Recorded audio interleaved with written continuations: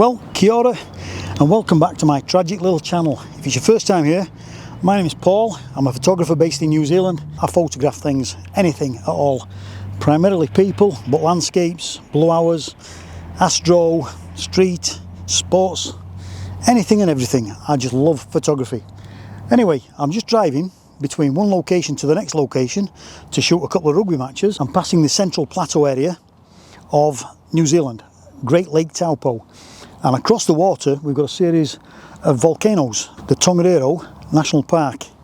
So you've got Mount Tongariro, Mount Ruapehu and Mount Ngauruhoe. It's early spring, we had a big dump of snow a few days ago and the mountains are just absolutely covered in snow. We've got like a little vignette because there's a little bit of cloud above the mountain, a little bit of cloud around the mountain, and the mountain is just standing out absolutely beautifully. So I'm going to sit tight, get some gear ready and get a few shots. I'm going to shoot this at sunset and then into blue hour as well and see what we get. There is quite a bit of cloud out there, but it's in a thin horizontal layer, so hopefully the mountain stays visible throughout the shoot. I'll shoot the job with the Canon R3. I'll put on the 400mm f2.8 lens just because we're, I don't know, 50 odd kilometres away from the mountain, maybe a bit more, I'm not sure. I'm going to try a shot with a 70-200 as well, just to put it in a little bit more context of the area. But I think to draw the eye really into the mountain, I think it's looking like the longer lens. Even though the light is nowhere near what I want, as you can see behind me, we're quite a ways away from sunset. But of more concern is the cloud is starting to build up around the mountain. So at this stage I'm thinking, you've got to get what's available. The light's not too bad down there. You know, the mountain's sticking out quite nicely, but I'd certainly like some golden hour colour in there. It's just a case of hoping the mountain's still visible at golden hour. Yeah, you're all good, mate. There's a nice shot of your car. Aye. There's a nice shot of your car. Yeah. Take some good shots. I will, mate, thank you. There's one small strip of cloud that is just going straight across the mountaintop, which is, yeah, not ideal, unfortunately. So as a backup plan, if I pan down just to the right, there's a little island sat out in the middle of the lake there. And it's got a few snow-capped peaks behind it. There's going to be some nice light and shade on there, I reckon. So that's my backup shot. It's not what I want, but it's what I might have to settle for, unfortunately. As nice as that sunset's going to be, I don't think we're going to get a shot of the mountain because that cloud I was worried about is starting to build up quite low on the mountaintop. So already it's obscuring the top of the mountain, which is a bit of a kick in the spuds.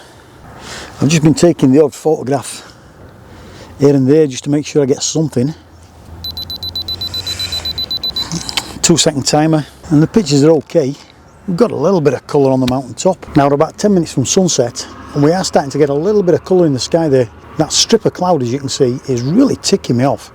Without that we could see the summit and give a bit of separation between the cloud and the summit. And unfortunately the bloody thing's right in the way. So sunset was a complete fizzer. I have a nice little bit of pink sunset light on the side of the mountain there. That is Mount Tongariro, and if you just pan a little bit to the right, you see the top of the cone of Mount Ngauruhoe. But unfortunately there's no colour whatsoever on there, so yeah, I'm not really liking that shot too much. I could shoot it like that, but again, I'm not too keen. There's too much space in between, so I think it's going to be a shot of Mount Tongariro eventually.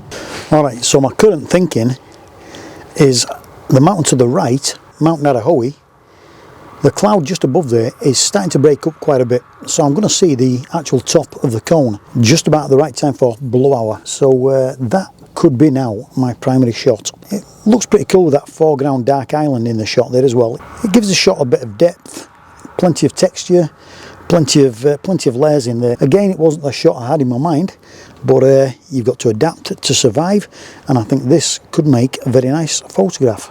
Now I've just switched the lens from autofocus to manual focus because it's getting quite dark out there now and I don't want any messing about when I start shooting again and losing focus.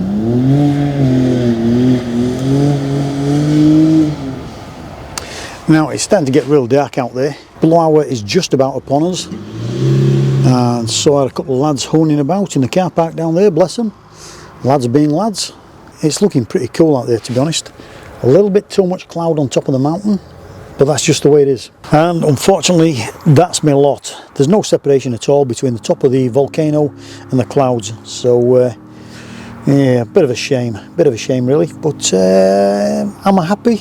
It's been a nice little stop on the road. Certainly not the shot that I envisaged, but it's okay. It was worth stopping. And the moral of this story is, if you see something and you've got time, pull up and try and get it. On this occasion, I don't think it's worked out perfectly, but I'm reasonably happy with the shot.